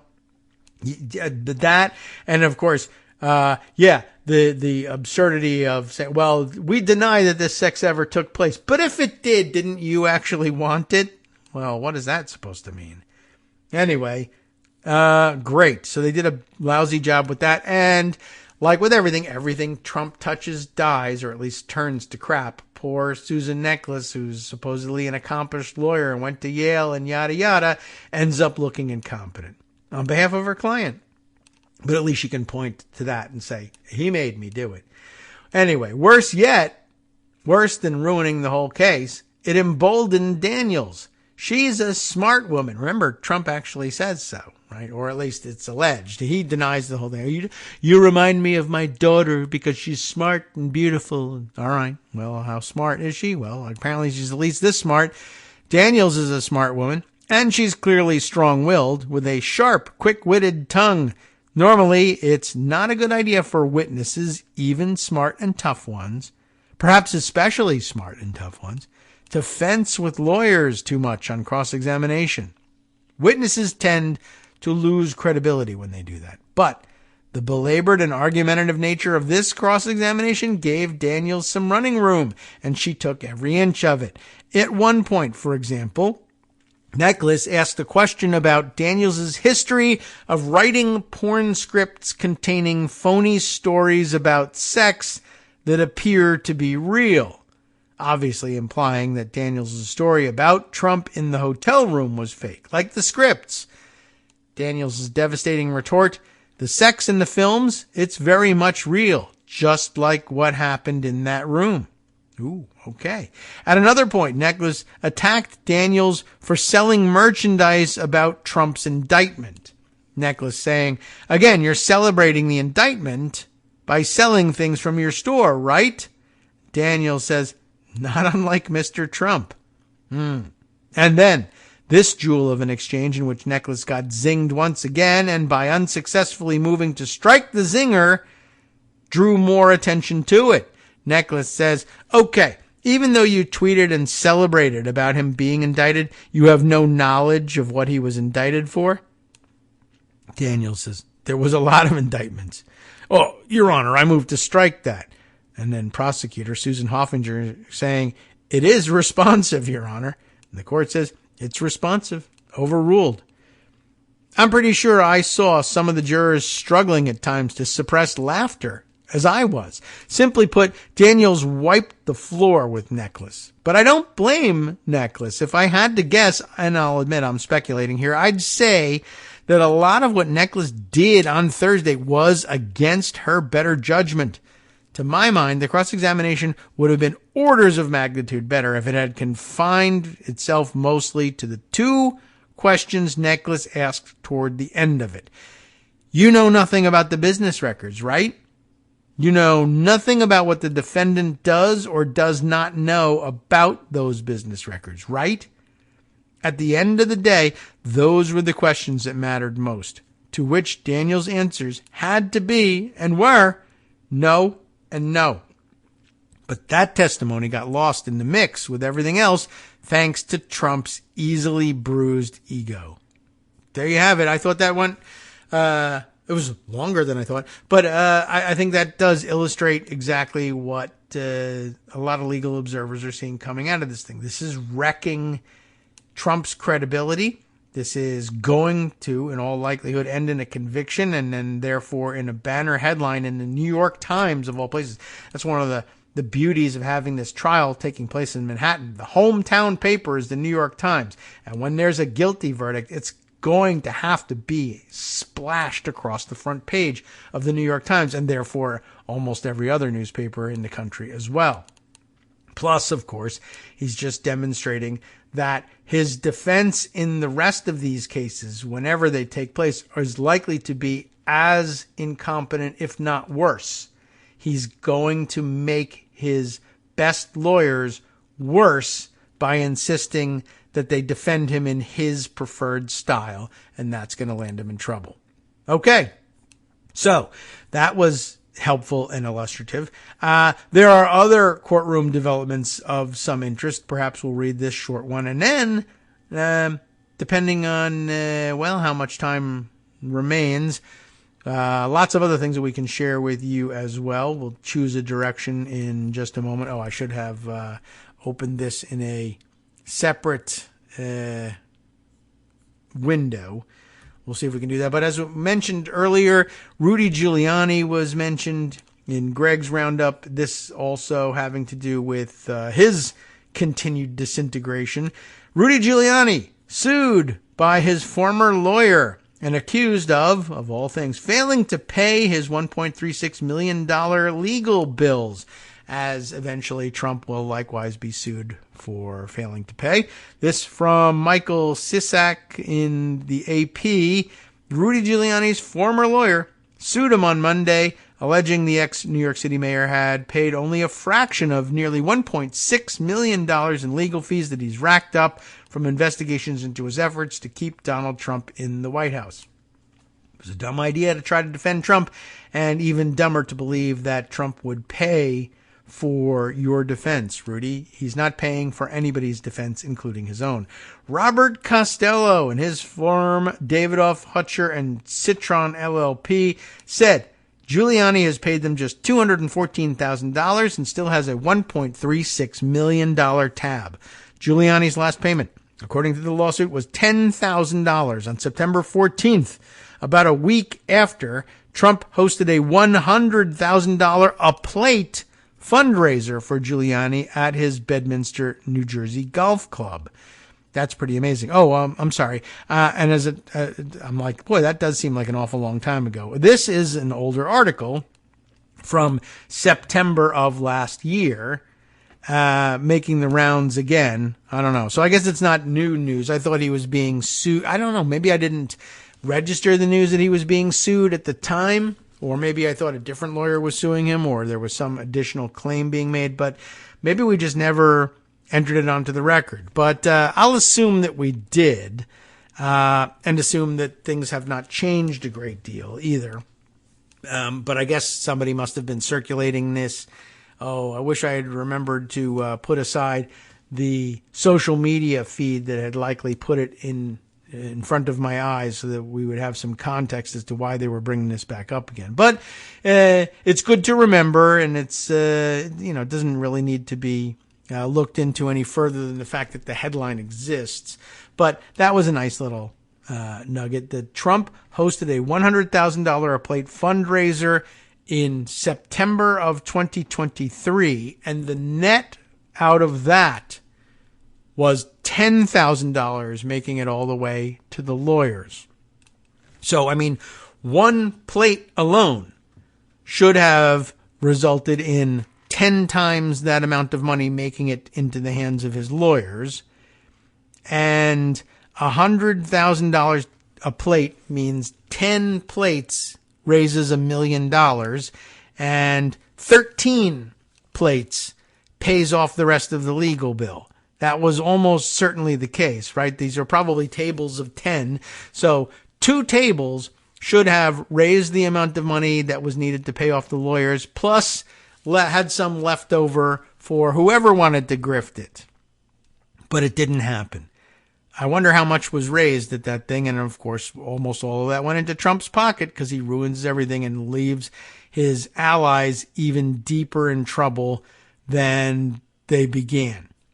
Always the case. Okay, well, that leaves us some time to go into one of the other stories that I had set aside for the day, which is not a daily topicality, but I wonder if maybe we could save that for tomorrow. That's a possibility. And go back to the thing that we started yesterday and then ran out of time on that definitely does need to be entered onto the record. Why don't we do that and read more of How Originalism Ate the Law? Remember that Dahlia Lithwick entry that was going to kick off an entire series in Slate.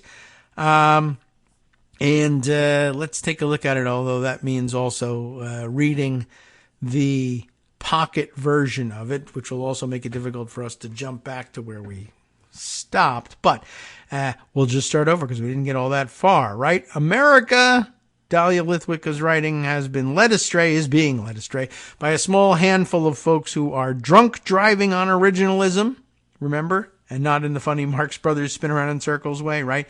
No, it is a children murdered in their classrooms, women hemorrhaging in parking lots, environmental and health regulations destroyed kind of way, depressingly enough. And that's because the whole nation is currently lashed to a small, stupid, perpetually changing theory of legal interpretation variously known as originalism or textualism or original public meaning or history and tradition or what have you. There's several names for it.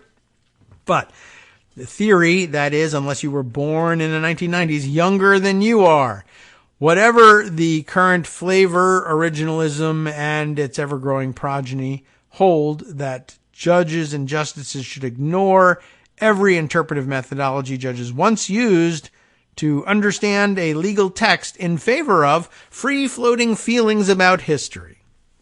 Right? That's what's at the basis of this thing. What do we think the drafters of the text intended? What do we wish they had intended? What did the readers of contemporaneous public documents understand that text to mean? And what did random dictionaries even of the time reflect about words in general? What, as cited by a lawyer for former President Donald Trump in arguing recently that presidents can occasionally order political assassinations without facing criminal consequences, what did Benjamin Franklin announce at the Constitutional Convention, and how did the crowd react? As John Sauer, the Trump lawyer, put it in a court filing, the framers viewed the prosecution of the chief executive as a radical innovation to be treated with great caution. Benjamin Franklin stated at the Constitutional Convention, history furnishes one example of a first magistrate being formally brought to public justice. Everybody cried out against this as unconstitutional. He cited the same piece of historical proof at the argument.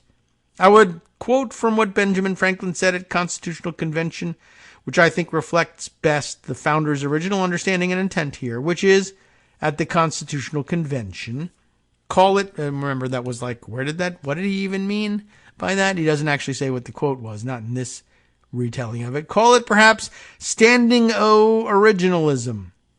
History demands absolute presidential immunity. Why? Because history shows that Ben Franklin said a thing and the crowd went wild. That's the basis. That's originalism at its heart, I guess. Here's the thing. Most Americans are well aware that the MAGA supermajority on the Supreme Court is drunk on something. They know that the result in the Dobbs decision that overruled Roe v. Wade was rooted in a view of constitutional history that came from a time in which women had no vote, and were property to boot. They know that the gun violence epidemic is unfixable because the Supreme Court can't or won't discern the difference between arming the general populace with smoothbore, muzzle-loaded, and powder and ramrod muskets and assault weapons. Most Americans are by now aware, as Professor Melissa Murray has put it, history is messy, it's not straightforward or fair, and it's not made by most. They know that a commitment to living in the 21st century while in legal thrall to the 18th century is bizarre on its best days and lethal on its worst. Indeed, were they allowed to vote on it, most Americans would wholeheartedly reject a theory of the Constitution that unravels 2 centuries of progress and understanding. But originalism is the invisible force that allows a handful of unaccountable jurists to unravel both progress and understanding along with the wants of the majority. Most Americans also know that holding us hostage to the dictates of the 18th century is an anti-democratic checkmate. They understand intuitively that while public opinion favors reproductive freedom and sensible gun regulations and the right to vote, the MAGA faction of the Supreme Court has found a doctrinal party trick to ensure that nobody can have any of those things because they weren't protected at the founding or at the time of the Reconstruction Amendments, or whichever point of history the High Court deems relevant.